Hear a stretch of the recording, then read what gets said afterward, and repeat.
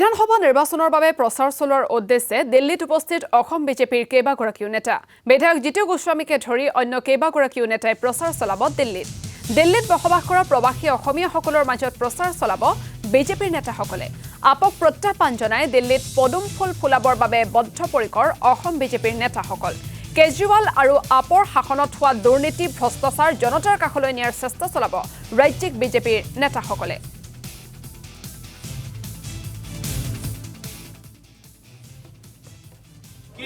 দিল্লী হ'ল ভাৰতবৰ্ষৰ ৰাজধানী আমাৰ সকলোৰে ৰাজধানী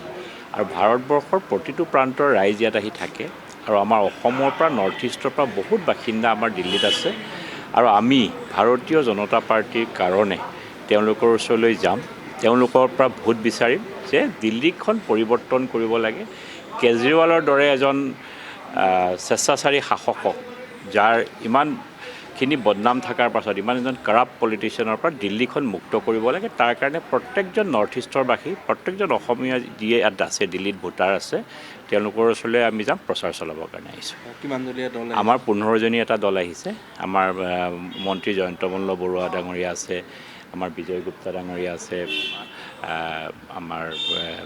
ৰত্না সিং ডাঙৰীয়া আছে বহুত কেইজন আছে বা ৰাতুল শৰ্মা ডাঙৰীয়া বহুত কেইজন আহিছে আৰু মই ভাবোঁ অসমৰ